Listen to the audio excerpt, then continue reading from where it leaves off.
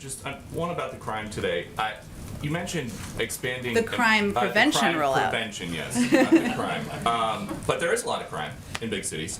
How do you reduce? Much of it caused by gun violence. Would you agree? Yes. So how do you reduce gun violence by expanding employment opportunities, including summer jobs for young people?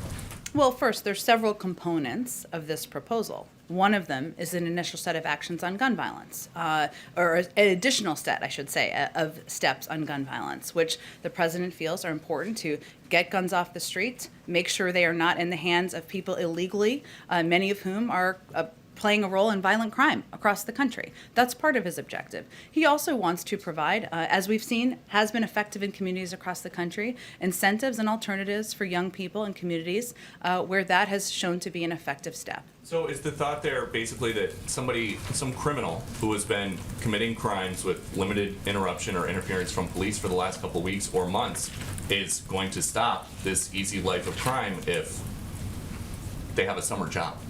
Well, I think the president believes that we shouldn't allow access to guns to those criminals who are currently illegally buying them from some dealers across the country. And part of his announcement is taking steps to do exactly that. But part of his announcement is also ensuring there's specific guidance to communities across the country to ensure that they have funding to get more community police around the country. Something that was supported by the American Jobs Plan that was voted into law by Democrats just a couple of months ago. Some might say that the other party was for defunding the police. I'll let others say that, but that's a piece. No, go ahead.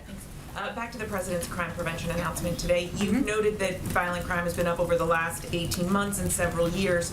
So what specifically prompted the president to come out and make this announcement today? Well, there's a policy process that has been underway for the last couple of weeks and months even. We've had a series of announcements, as you know, over the past several months on gun violence prevention. Obviously, there was funding in the American Rescue Plan to support keeping cops on the street. And there are several components that were just prepared to be announced. And you've made clear you're tackling this, as a gun issue. The president has urged Congress to take action on this. We've seen very little movement on the Hill. It's been years since we've seen sweeping gun reforms out of Washington. What is the president's message then to Americans who are concerned about rising crime in their communities? In order to achieve real progress, do they have to wait for Congress to act?